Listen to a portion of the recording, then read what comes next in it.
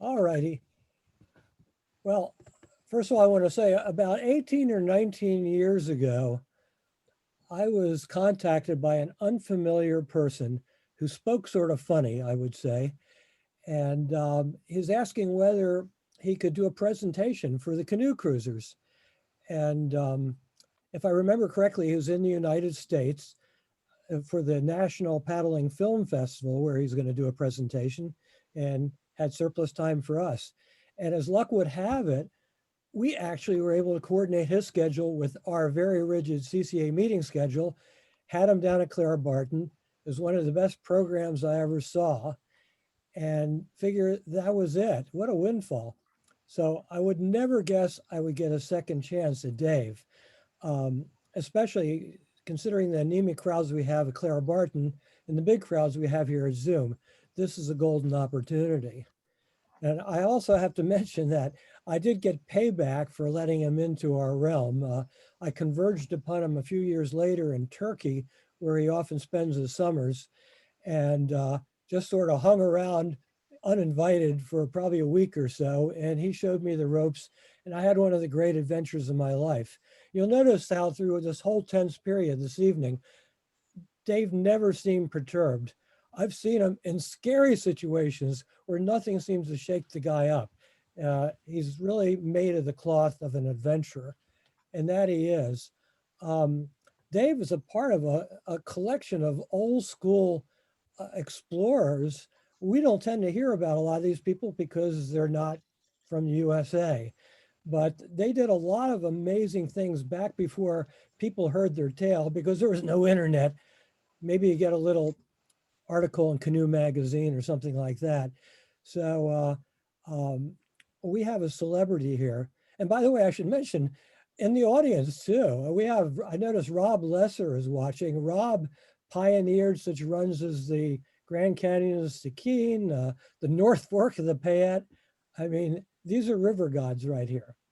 And so it's neat. We're going to listen to one. We're going to sit in the audience with one. It's going to be a great evening.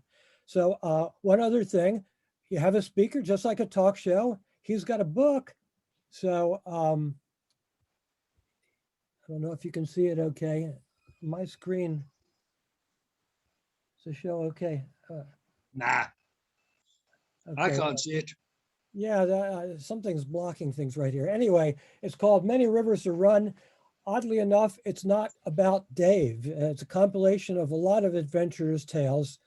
He's one of them, but it's a good read, and I think it's still on sale. So with that, once again, please turn off your video. Let's give him every inch of bandwidth we can, and I'll turn the show over to Dave. Okay. Right. If we can. There's a bit of technology here while I get this going. Oh, we've got three. No wonder it's been picked.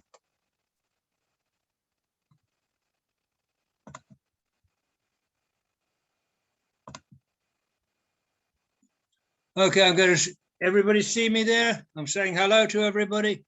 It's 12:30. It's 12:30 in the morning here in England. So I'm going to do this. I'm going to share the screen, and I hope this works because I have no idea.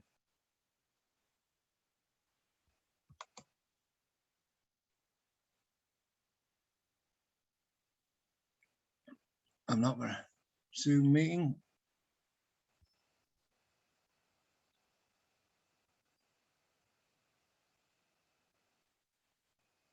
Okay, that should be good. If I start a slideshow, let's go from the first slide. Is a good idea.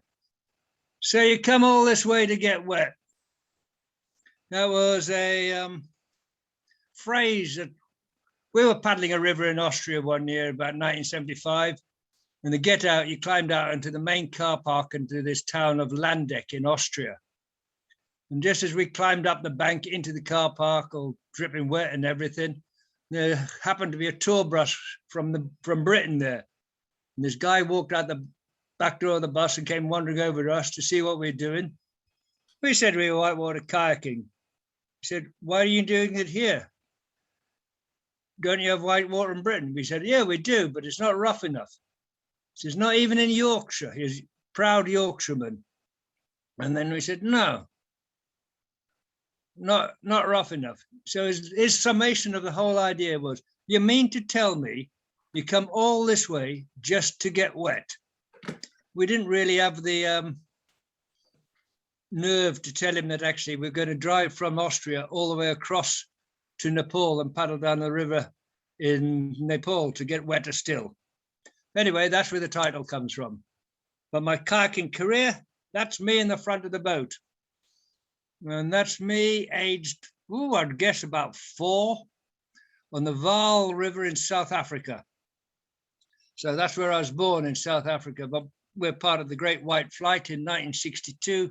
My parents decided to up sticks and leave apartheid South Africa and return to Britain, where my dad was from. There's a bit of film here which we will miss because we don't have it. But my kayaking career then started again at Ellesmere College, just down the road from Llangollen town. And this is me, aged probably about 14, on the slalom course for the Llangollen Slalom. That's the slalom that used to be the famous international slalom that happened once a year. Behind you is the old railway station. Low water levels. That's why they stopped running it. You can never guarantee high water levels. Now you're going to have to bear with me a bit because I've got to find a bit of film.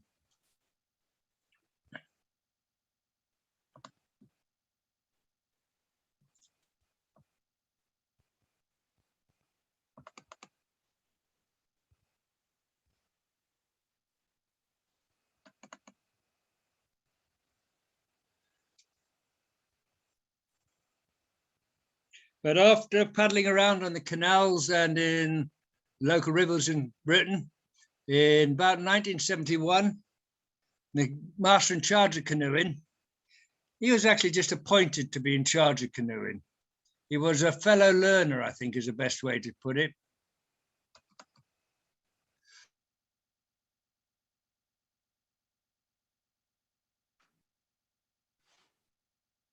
Which is very lucky. More of that when we get later on in this little clip. I'm hoping this is going to go there, but this is a very, very slow thing. And my internet connection is unstable. Oh, God, blimey.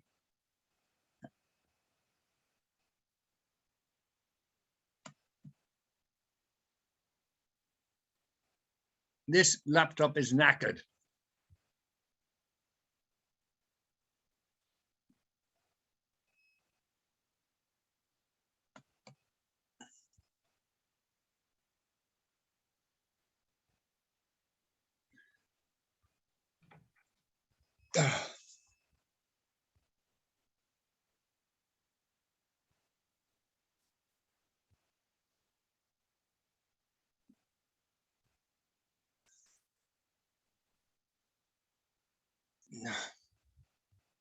I give up on that.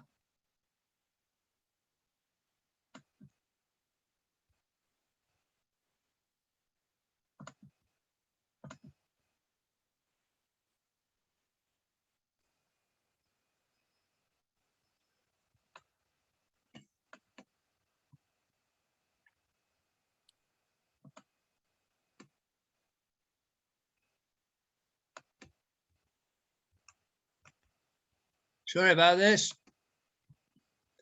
I had it all sorted. The other laptop was fine and we couldn't get in on the meeting.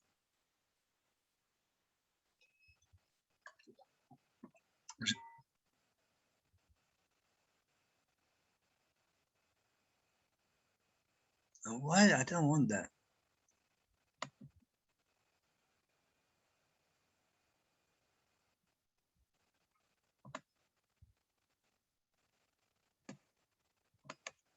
Let's forget that that film clip's not coming up.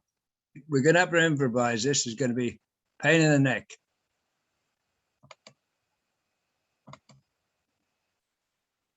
So why is it me talking? Well, in 1976, I was the youngest member of the British Everest Canoe Exhibition. And I happened to have gone to school with one of the elder members, and Mike Jones invited me on the trip. And so we set off on July the 8th to drive to Nepal. That was me, a fresh-faced 20-year-old, or maybe 21. I turned 21 on the trip, taken in Nepal once we'd got there. But you probably saw, the older ones of you saw this photograph.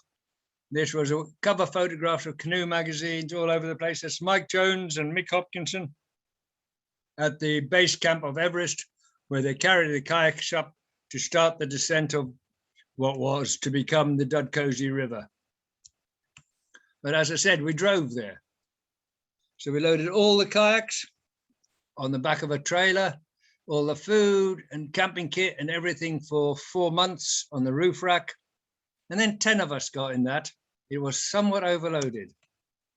But we drove there. It was still monsoon time when we got through India and Pakistan. And then finally into Kathmandu, which doesn't look like that anymore. Because now there are cars and vehicles everywhere. Back in those days, a car was very rare to be seen down in Tamil, in Kathmandu. And then once having got there, which took us about 4 weeks to drive there, we then had a week or so sorting stuff out in Kathmandu, and then we had started 10 days walk before we got to the Dudkosi, with 60 porters carrying the kayaks, the camping gear, the cooking gear, the food, everything. And I think there were 16 porters carrying camera kit, because this was filmed for television on 16mm film. And I think Leo took 10,000 feet of film. One of the big things that happened on the film was the use of a camera on the boat. Leo, the man who made the film, claims it's the first time this was done, but he's wrong. Other people had done this. But it was the first time, it was the most effective time I'd seen it done. But the camera inside that Perspex box taped to the front of that boat was a 16mm auto-load Bell & Howell camera. It had a film cassette that he shoved into it. And if you look carefully on the boat, you'll see a couple of bits of tape there and there. That's taping a wire that goes to just behind the paddler in the boat there, because this camera only had 90 seconds of film in it. And Leo had decided that the best footage would be if it was in slow motion. So he stopped it down to a third speed. So when you was a third speed, you could turn the camera on and it had about 30 seconds of film. We hated that camera. It weighed about 7 pounds on the end of a 4-meter long fiberglass boat. It had a huge volume to it. It really made the boat handle differently. Me being the youngest, I got the job of paddling it, I seem to think, most. But that's actually John Little with it.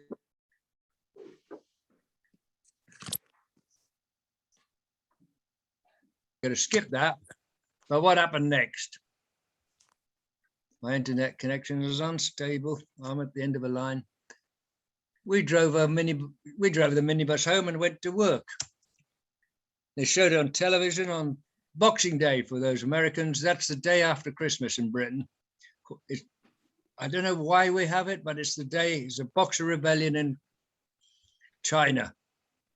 It's some real strange thing, but I carried on working, pay off my overdraft, borrowed some money from the bank. I'd only just finished being a student at university, picked up my degree in the end of June, and got on a minibus and drove to Nepal in July.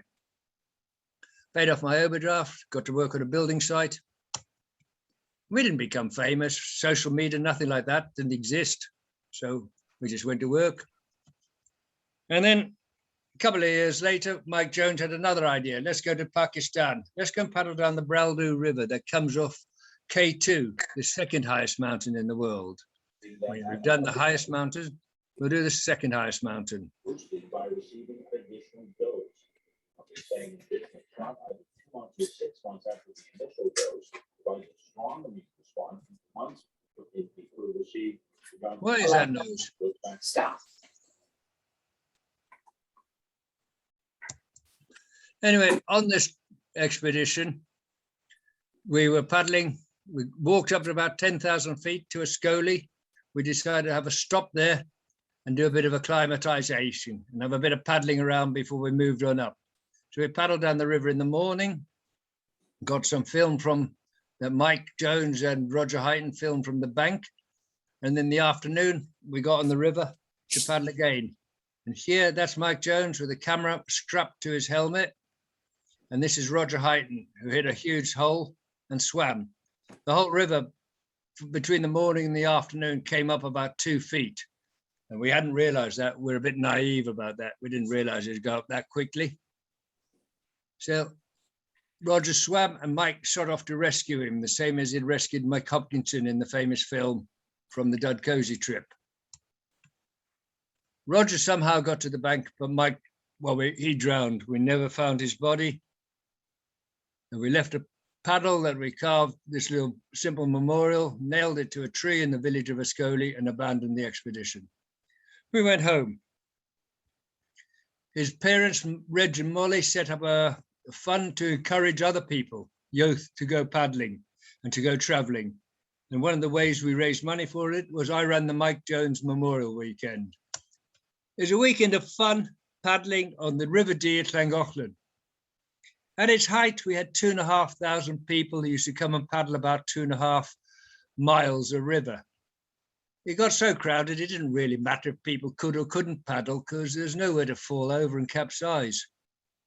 We had, this is, playing in a hole and there's boats. The pavements are taken over. The pubs ran out of beer.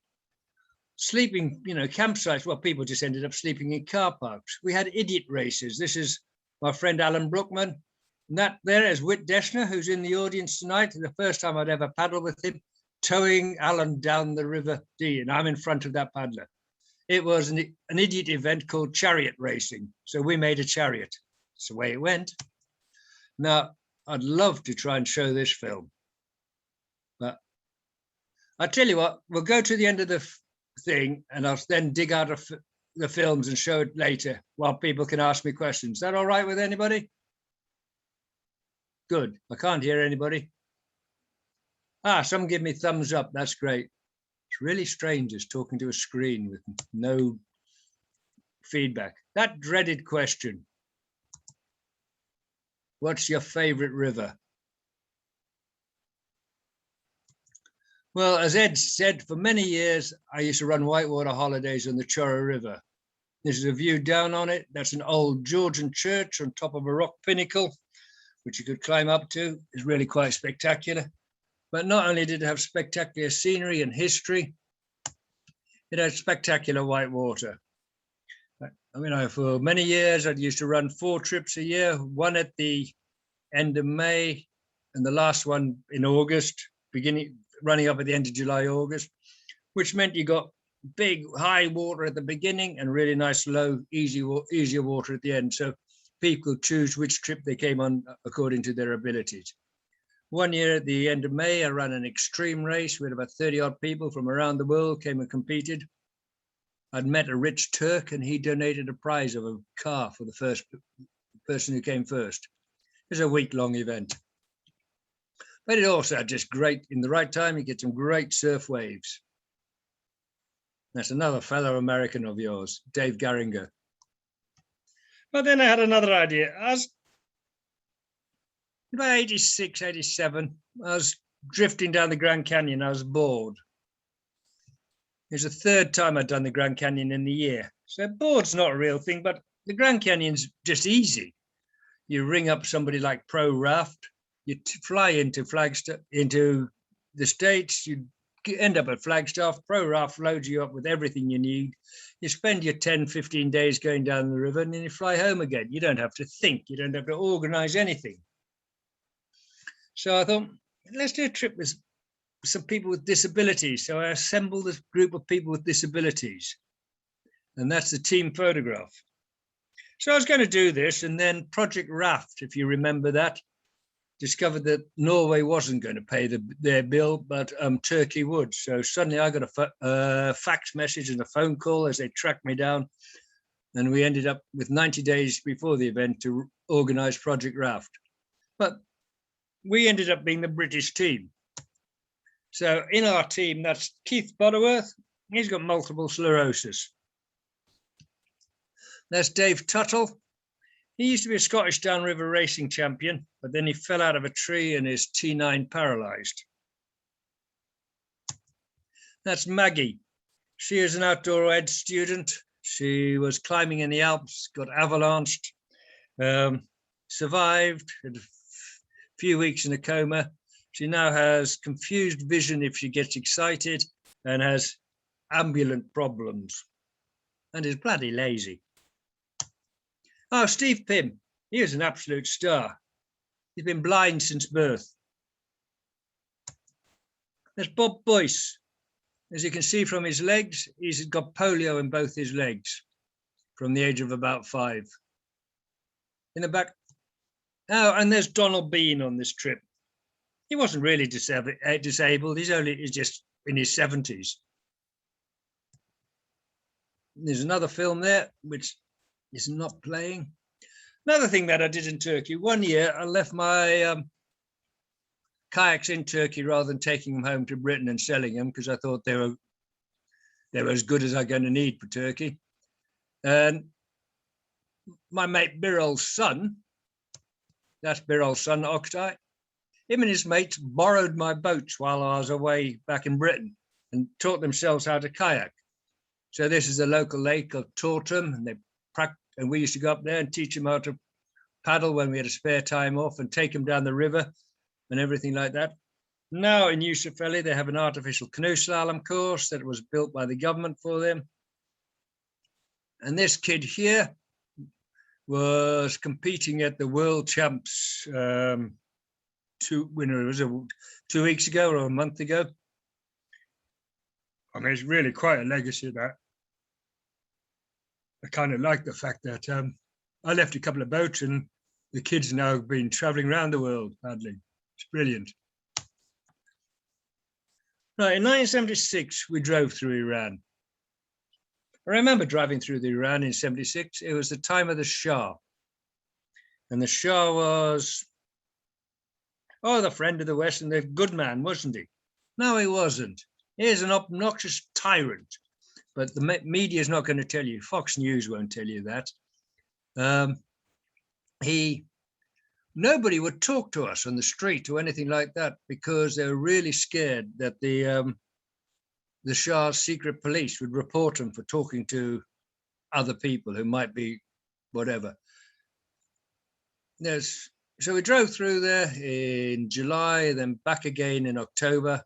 As I said, by October, the mountains are north of Tehran. I think Damavand is 5,000 meters. And, in October, they had snow on it. It was scary times. But in 2001, I managed to get back into Iran from Turkey. It was brilliant, absolutely brilliant, but scary times. People say, Iran, white water, you forget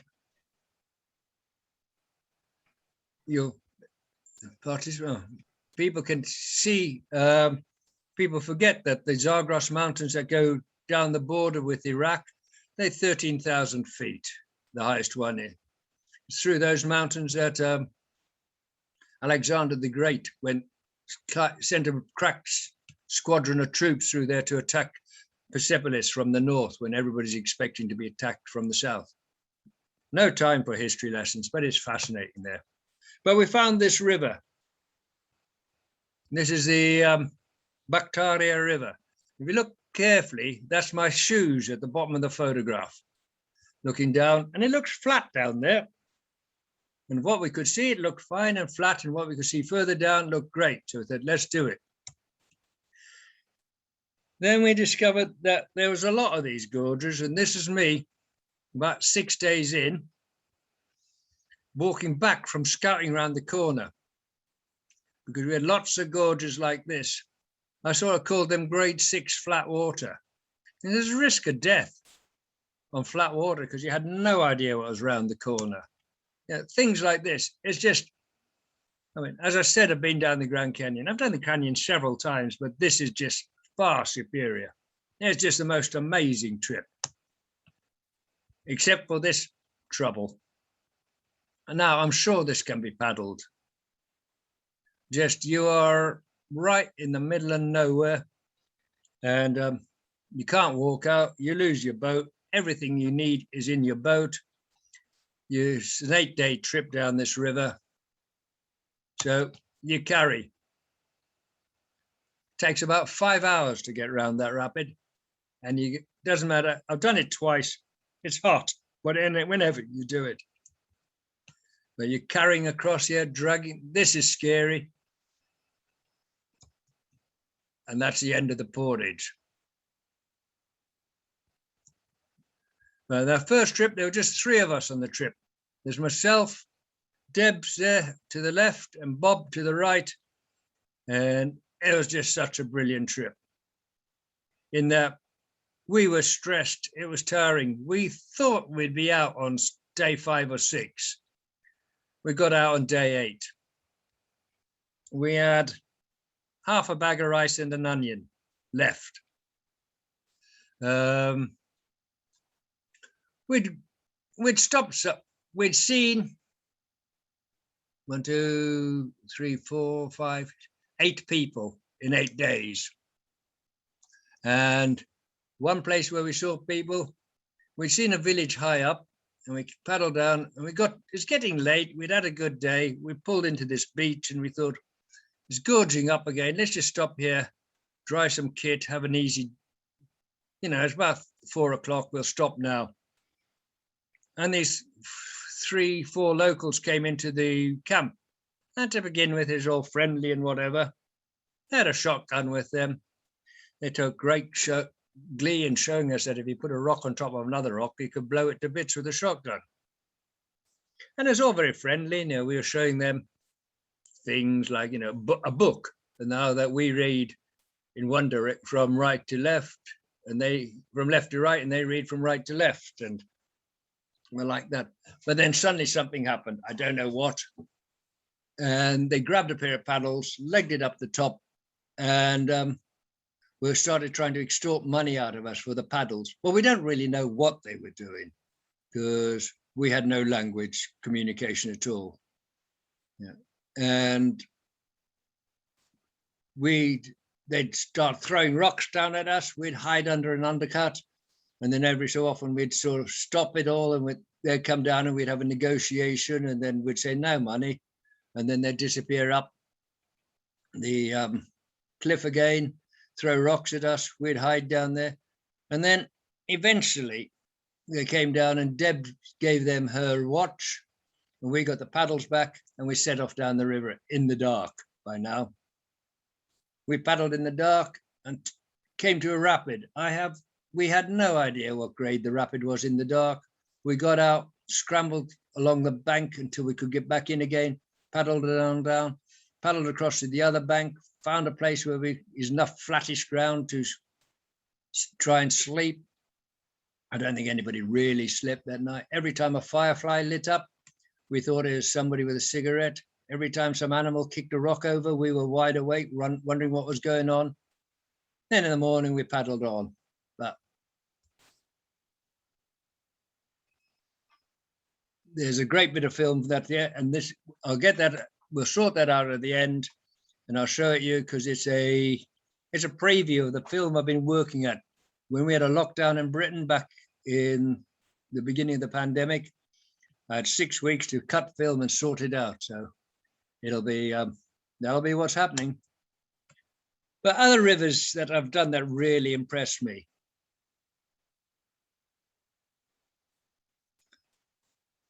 It's a Sarapchu in Ladakh. And this is just after the put-in. You're at about 5,000 feet above sea level here. You're really short of breath, and it's freezing cold at night. And it's big and wide there, and you think, oh, this is all right. And as you go round that corner, it narrows up. And I think this is the last sign of civilization we saw for a couple of days. This narrow little bridge over the top of these amazing little gorges. They're great. You get out, have a look at them. If you don't want to paddle them, you just carry around the top. It's very easy to carry. And then gradually the river gets wider. You get down to a town called Padam after about 6 days. And another river joins it. And you get into the Zanskar River, which is just a huge blast down there. And it's made really easy by this company, Himalaya River Runners in Delhi. We phone them, we send them an email, they pick us up from the airport, load all the kayaks on the roof of the bus and take us to a river. We've used them for several trips. The first trip we did with Yusuf's Himalaya River Runners, he just provides a logic. He drove us up to his Tons River camp, where he has a rafting operation in season. And we spent a week paddling down various stretches of that river.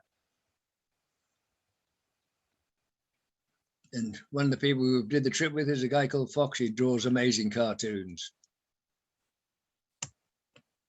But as scenery goes, that's not a bad backdrop for another river. This is the Cerro and East Ganga rivers, which are two great rivers, again, up in the northern Himalaya, northern India, up in the Himalaya there. They're right on the border. These are on the Indian side of the border with Nepal. And it's just a lovely rivers like this, pull, drop, bit of flat. So if anything goes wrong, you're not going to lose loads of gear with it being washed for miles downstream. Every time there's a confluence, there seems to be a little temple because the Cerro flows into the Seti, which then flows into the Ganges. Therefore, it's a holy river. So every river coming off the Himalayas is a holy river, and every confluence is a holier place in an orbit. So you get to this confluences and there's a little temple, and there might well be a sadhu sitting there contemplating life, the universe and everything. But we also stayed, so Yusuf had arranged that we stay in the local government rest houses, which are cheap and cheerful. It's not 5-star living. It's a bed and water and a shower and food. So there's a standard food you'd get, which would be chapatis, dal, potato curry, and a bit of a salad. Now, whether that is breakfast, lunch, or dinner, I'm not quite sure, because it's the same at any time. But this is it, camping on the beach. And as you can see from that photograph, it's been sunny all day, and as the evening comes, the mist comes in, and you really need a tent or a tarp, because the first night we were there camping, there's a sudden scramble as everybody realized they were getting soaking wet as the dew started falling. It's a really heavy dew. There is absolutely no point in leaving your kit out to dry overnight. You'll end up wetter than it was. And then the next day, paddle on down, and the rapids are fun. All right. Sometimes people get them wrong, but that sort of attitude, you can't beat that as a view as you set off down the river the next morning. Yeah, you can't leave out river trips without the Grand Canyon. As I said before, it's a great trip. It's a really easy trip.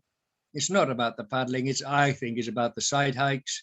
And these sort of matcap and things like this are just the best fun in the world. That's Whit Dessner trying to return to his parallel universe. But the biggest challenge in the Grand Canyon is, can you get enough beer on the raft for the trip? Because the white water's fine, but it's all about sitting around, having a beer with some friends and telling lies. Now it's the end of this PowerPoint, and I'm going to try and show some films. I don't know why. If people want to turn things on,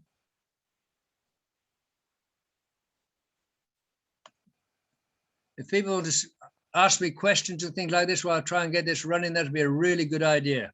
Otherwise, everybody got bored and gone away. I think we're still here. We've got 47 people connected. I'm Okay, still that's good. here. Good. Right, let's see what film I got. Yeah.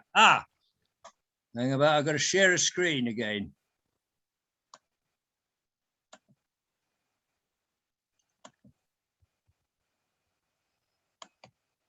Right, this is going back to my youth. And this is Augsburg, which became the slalom site for the Munich Olympics in 1972. But in 1971, when I was there, this was the old course. And you could just get on it. There's an international slalom about to happen, and we just got in the way of the teams paddling and practicing.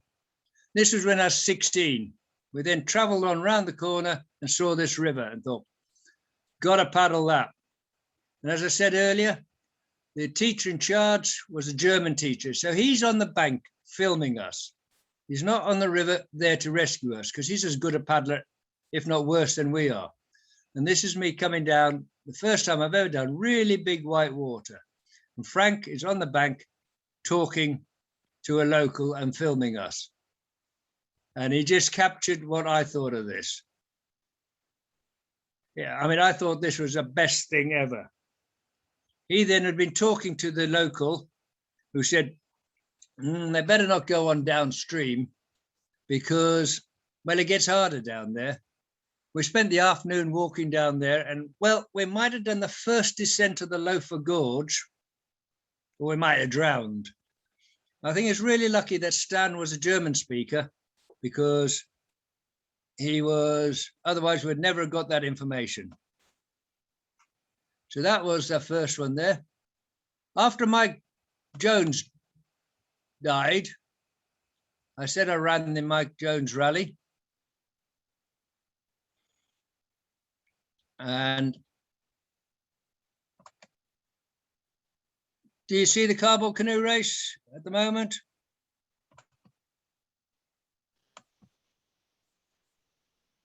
Yes, we do, Dave. Okay, right, there you go. So we had this thing that was an idiot race. John Watson had the idea.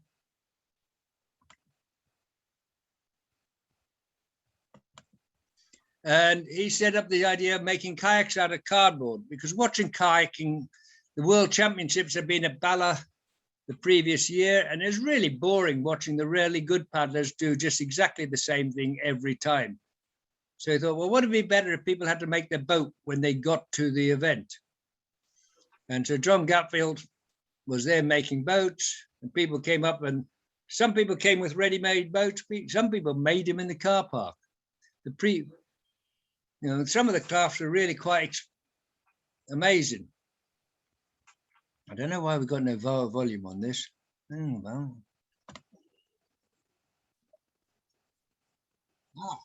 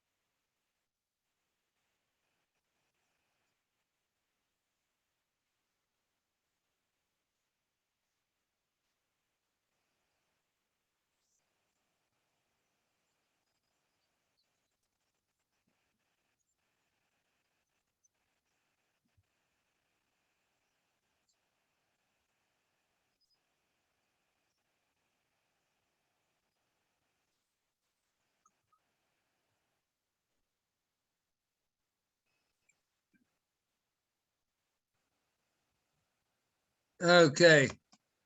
I hope you enjoyed that. If you want one last film, got time for that? Hope so. This is a world premiere.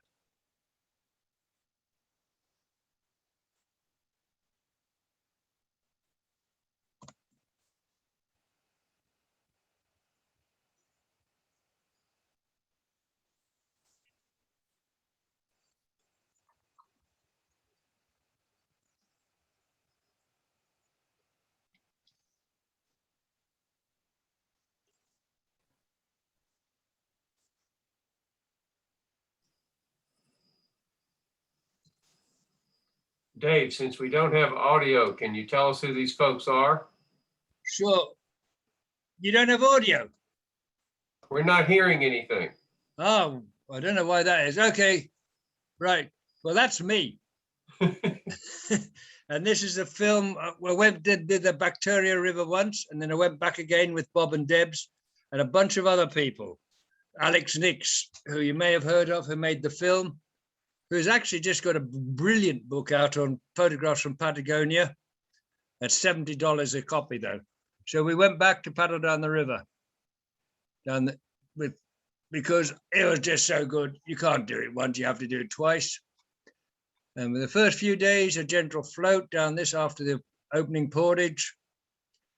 Time to get used to the boat full of all the weight. Try them all out. What's annoying is people like Bob are just so darn good, they can do flat spins with a boat full of water, boat full of food and everything. Ali Collett, she is on that. She'd worked with me in Turkey. She tried fishing, no luck. So I was once again camping on the banks. That's me going to sleep. The following morning, loading up, get everything back into your boat. And you're paddling in scenery like this, down stuff like this. Great white water. But, you're on your edge at times because you are remote. Everything you have that you need is in your boat. The Deb Cook, with her partner Bob, is always following her. Bob and Debs, that's one word. The pair of them are sort of. Debs, she was the British ladies Raft team captain for many years. And Bob was one of the paddlers with Alan Ellard, who you probably saw on River Runner film, the new Scott Lindgren film, and Johnny Pearson. The three of them grew up together. And the first time we went down the river, we got to this place here. And there were a couple of locals sitting on the bank having a cup of tea. So they invited us in for a cup of tea. We had a cup of tea, lots of sign language, lots of waving and gesticulating and making no sense. Well, even if you think you'd understood it, nobody's going to tell you if you've got it right. They said it was really wild downstream, and they were right. Because we got out here the second time down to have another scout. And it's one of those rapids which you look at it from one side of the river and you think that's easy the other side. Then you go the other side and it looks easier the side you were at first. In the end, it's quite obvious what had happened. The bank had just fallen in the river. In the end, we decided, well, we'll go and paddle down the first stretch, get out, and then have a look at the second stretch, because there's a little bit of a big eddy on the river right. So we paddle down the first stretch.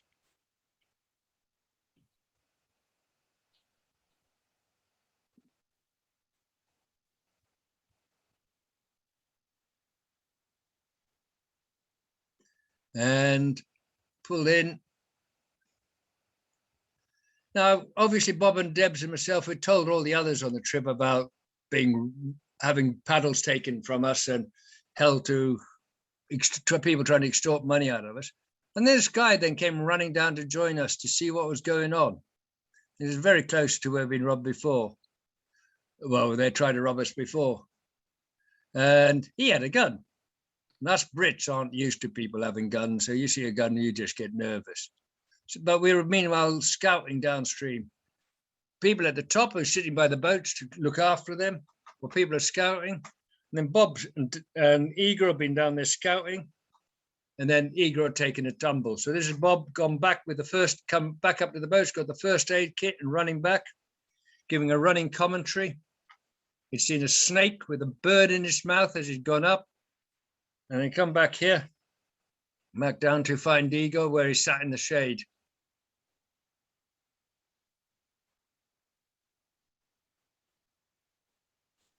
Eagle was probably the weakest of the paddlers in the group. He's more a raft guide than a kayak paddler. But he's big, strong, really tough guy. He's called Eagle because, well, he picked up the nickname when he was working on the Zambezi. And but his real name is Quentin, and he doesn't like that, so he prefers being called Eagle. He's a bit shook up here. He's had a bit of a tumble. He stood on a boulder, and basically the boulder rolled over, so he fell. As you can see, hurt his wrist. He says, you know, really lucky that he was wearing all the life jackets and a helmet, because otherwise he'd been much worse, much more injured. There's Mick Hopkinson's comment always has been, I always laugh when people, then suddenly Rob Coffey decided to run the stretch. He didn't tell anybody, he just jumped on to run it. There's no safety set or anything like that. There's really amateur behavior. So shot off down there and then capsized. It's not a good place to be rolling. It's full of rocks. I mean, Alex Nix just grabbed hold of his camera and just shot this footage. You know, he's not really ready for it. But there's Rob still trying to roll. All credit to him, he hung in there. And eventually he gets out and fails. Meanwhile, Becky Bristow had also decided to run, so she's also swimming. So we've got two people swimming and nobody on the water. Anyway, Rob gets washed up on a rock in the middle of the river. We decided we better get him because, as Bob was saying there, I think his mum would be really upset if we left him there. So Charlie Walbridge, if you're watching, this is how to do a rescue.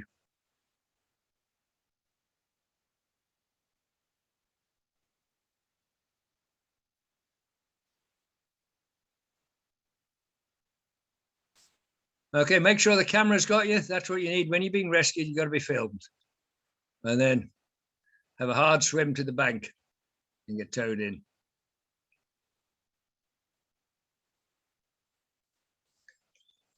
But Rob was all right. Becky was all right. We've lost some paddles, but we had splits. And a somewhat contrite Rob, who knew he shouldn't have paddled it without him. A bit of a council of war there saying, look, we are remote, behave yourselves. Further downstream, Eagle's now got camping. He's not feeling well. He's got a couple of codeine down his neck. And in the morning, it's time to get up.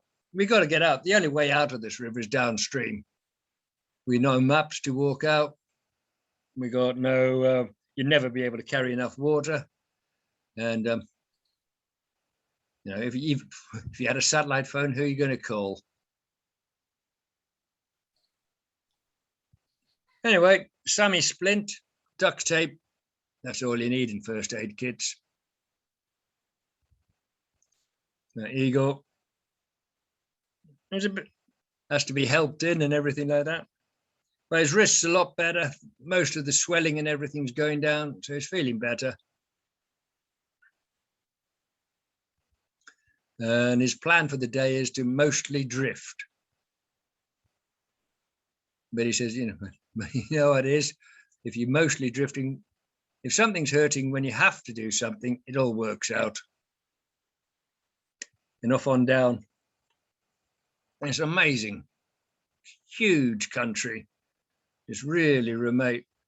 Well, it's about 240 kilometer trip on the river. You're going to need that translating, about 180 miles. And this is about halfway down, about mid-river. You paddle down to where the river joins the Cerro River, and there's a railway train that goes up there. So you just jump on the train and get the train back out again.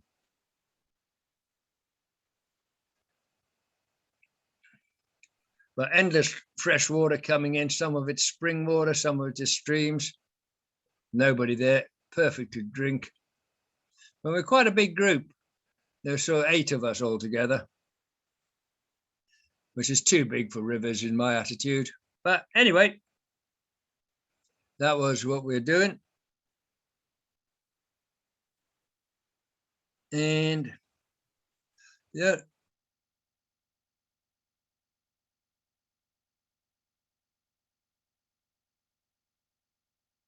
If it works on this, we'll play it. If it doesn't, so someone tell me if the sound's working. Oh, I don't like it. My internet connection is unstable.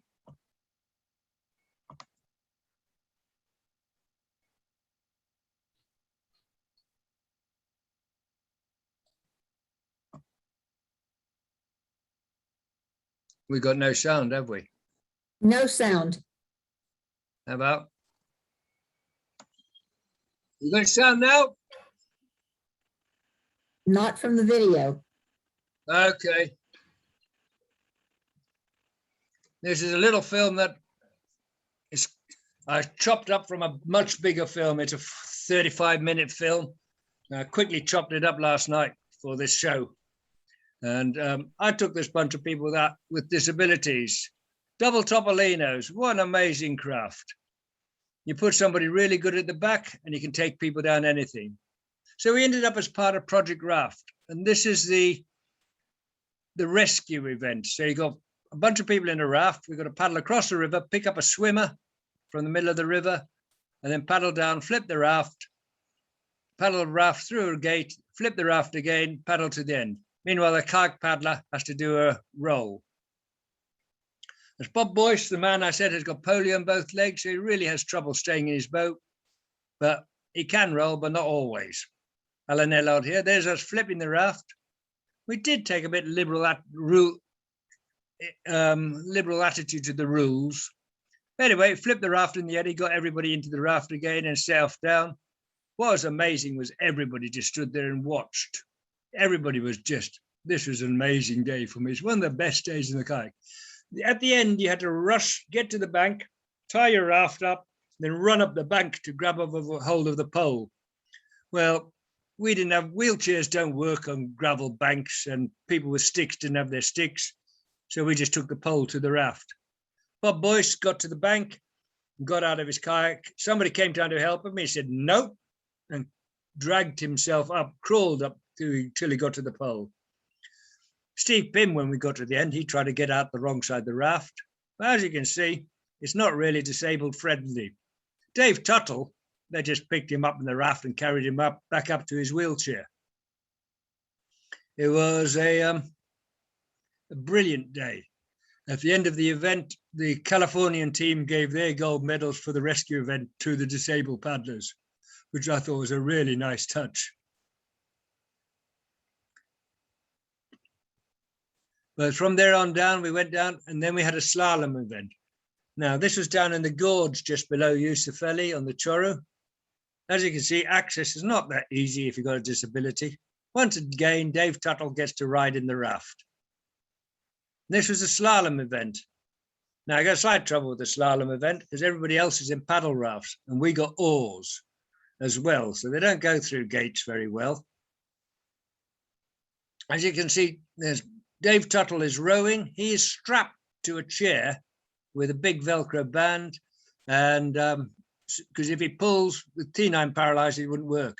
I'm sat right in front of him in case he drops the oar so I can give them back to him, or in case anything else happens, because it's a really risky job. I mean, this is not an insignificant rapid. Other teams had flip rafts going down this, but we were just chaotic. We hadn't practiced the day before. We were tired. It was really hot down the gorge, and so we'd taken the day off and had a bit of a rest. I mean, we'd been on the river for 3 weeks with this group. So we got to the end and it was chaos. We had 2 runs. Our first run was better than the second run. Everybody wasn't happy. It was, there's a lot of despondency in the group. But, you win some, you lose some. But it's amazing if you think that a lot of this lot had never been in a raft 3 weeks earlier. This is Steve Pym being shown how to sit in a raft and how to paddle. We'd had to work out how to work the raft. We'd working up, giving people less, working out kayaking in double topolinos. We'd had to work out how to hold people to the raft with the wheelchair users, the 2 wheelchair users. Bob Boyce had a big trouble with his polio legs bracing in a raft as well as in the kayak. We got there. Dave Tuttle got really good at the raft, at the oars.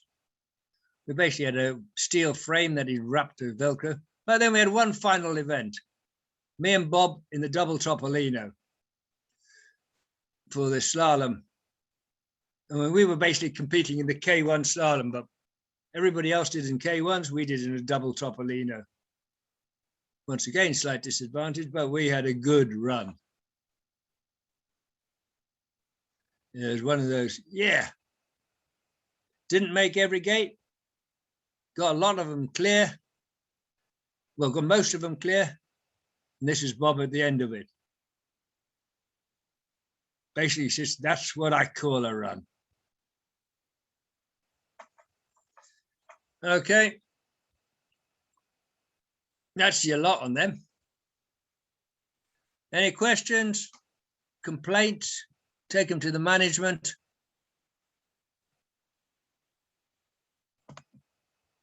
Next time we'll have the technology. Better, turn your mics back on, shout at me. Yeah, well, Dave, you struggled on and did well. Thanks for the presentation. That was great. Thank you. Okay. Thank you, Dave. That was a lot of fun. Yep. Sorry about the mess. That was a lot of fun. Yeah. That was good, Dave, but next time, could you do it in English? Sure.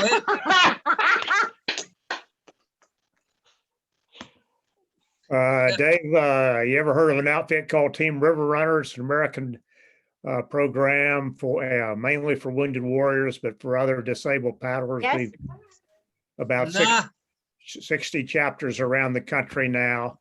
Yeah. No, I mean, I've done stuff that, but my biggest trouble with doing stuff with people with disabilities is the gatekeepers, the people who try and stop them doing it, and I mean, we were just sitting out there, I'm sure people have done harder stuff, but not with such rapid rise. Like, some of those people Later, in a few minutes. Okay. But yeah, no, I haven't heard of them.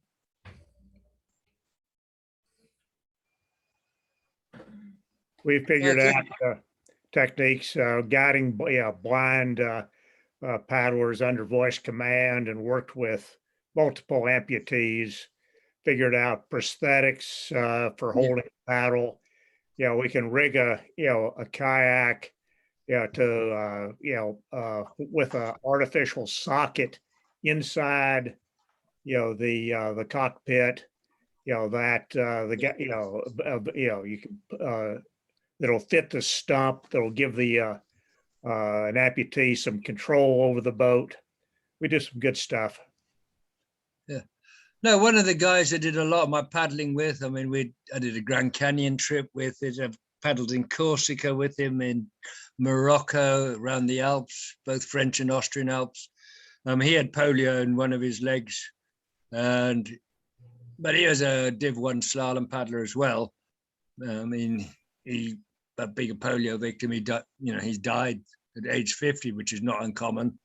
But it is. I mean, the main trouble out there was all the boats had been lent to Project Raft by Prion, so we arrived there to have to fit the boats out then, and we didn't really have that much time. And our raft frame was made out of plumbing tube in the local plumber's merchant. Hey, Dave, I got a question. Why'd you leave out the chapter there after the second Brawl Do trip? You know, the one where you went by yourself almost. Maybe you could elaborate a little bit more on you know, getting the Brawl Do or making sure that, you know, that Mike Jones's memory was, you know, or your attempts and such were, I mean, I think it's a rather challenging and very interesting story of, you know, toughness in the line of river running. Well, Rob, there's too many things in your life to fit into an hour, into a 40-minute, and I've already run into an hour and 20 lecture to tell every single story. Well, you could just highlight the, you know, that it was a traumatic experience, or give us a highlights for it. Okay, right. I'll do a quick one. Okay, after Mike Jones drowned, it sort of sat on me because I knew that river was runnable. I knew it could have been done. We were there too early in many ways when it was too high on the glacial melt. And then an opportunity turned up in '83 where I've been out paddling with Rob in Idaho on the North Fork of the Payette in early May for a for a British television show. And then I'd gone from there to run in '83 to run the first of the trips, the commercial trips in Turkey. So I was on the river for 2 months there, solid. I drove back to Britain, and then flew out to paddle the Brawl Do. I couldn't find anybody to do it with me, so I went and did it on my own. So I walked up to Ascoli, and I thought, and then, well, when I set off back down the river, I got to a place where I scouted, and then thought, I'll sneak down the river left, and got pinned. So I've been pinned, and you know the thing when you pin, vertical pin, the water's going over your head. You've got a bubble of air to breathe, and you shake, trying to move the boat, and it's not moving. So, you know, lean this way, lean that way, nothing happened. So in the end, I just took my spray deck off, thinking that if the boat sinks, it'll change the balance and maybe it came out. It did sink. The bubble of air got smaller and nothing happened. So I tried to get out the boat, and that's where my knees got wrapped around the cockpit as I was trying to get out. And then that gave it enough leverage to pull the boat sideways and off. And then I'm swam between two rocks. You know, this lovely idea, put your legs first and swim with your head back. So what you do then is you make yourself into a perfect wedge, so that when you swim between two rocks, you become a perfect wedge. And so I got washed up with my legs in this thing with two forearms, one on each rock, managed to pull myself out of that onto the rock, stood up and fell down because my knees were knackered. I then saw my boat sitting on having washed up on the bank, and knowing my knees were knackered, I thought the only thing to do now is to swim. So I dive back in the river, swim down, get to the raft, get to the kayak, get that out, get a pair of splits out of it, spend 20 minutes, half an hour warming up because this is freezing cold water, and then paddle on down. Went on down there, got to another place. Below that narrow gap, Rob, I portaged that and got on. And I had a good long look at it. And then hit a really boily stretch of river. And one of those things where you capsize, you try to roll on one side and the water's going down. So you switch to the other side. By that time you're not rolling on that side, you know. And then by that time I'm out of breath, so I swam. And that was the last I saw of my boat. But by this time I'm near the bottom. And I walked out from there. As I remember, did you, when you say your knees were knackered, I thought they were pretty well incapacitated, but it sounds like if you were able to walk out of there, at least you could walk. But well, I think the medical phrase is hyperextended cruciate ligaments in both legs. Okay. And it's amazing. Well, having stolen Mike Jones's medical kit, what painkillers he had. He had so TF-118s, which is basically oral morphine. So you can walk on anything if you can't feel it. Yeah, wow. Well, no, I thought there's who's the fellow that Doug Scott who Oh. crawled off. Doug Scott, exactly, who augured in the Ogre, which is just upstream from that. It's called the Throne Room of the Mountain Gods in Pakistan. It's where the Brawl Do is, of course, with K2. And anyway, he another Brit. He crawled out, as I remember. And geez, Dave, I was pretty sure you were in the same boat. But No, they weren't that bad, but they were. Well, they weren't healthy, that's for sure. nah. But yeah. No, Doug Scott, he broke both his legs.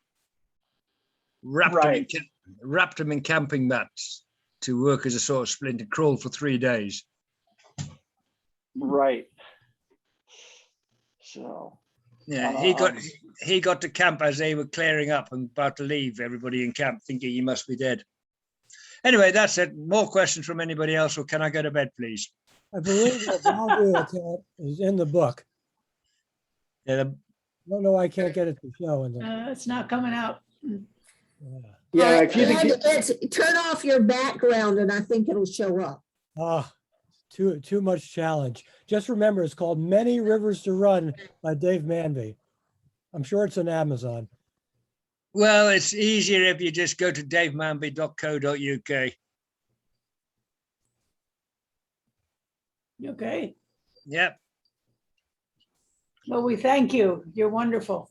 Okay. It was Hopefully. wonderful. Yep. Sorry about the technical details, but this thing's running on Windows 98 or something. It's that old. Thank you very Well, much. Thanks a lot, Dave. Thank you for being with us. Okay. Thank you. Thank you, Dave. Right. And congratulations on the International Hall of Fame. Oh yeah, it's recent. Yeah, I've still got to do that. I got to record a message for the thing. Is she there, Reza? I'm sure she is. Because Yeah. Are you still there? no, but I'm not going to make it over to the front thing in France. They just announced the changes on the COVID restrictions, and they come in on the 4th of October. They clear them, so it's going to cost me about £200 in tests when I get back to Britain, along with a couple of £100 in getting there and back on hotel, and then a couple of £100 in a hotel or whatever. You know, the numbers get too much. Yeah, no, I talked with Risa this morning and basically understand what you were, what you're faced with. And it also sounds like others of the honorees may not make it as well due to COVID. So, yeah, that's kind of the situation. Also, in lieu of that, I talked him into joining this. Whit has his own story of expensive COVID tests because he's at present over in Hawaii, and he came through Boise here and had to pay like some $175 a test just so they could get over to Hawaii. So I do understand it's a complicated situation. Hey Charlie, we see your name up there. Are you visible? Can you hear me? I can hear you, but I can't see you.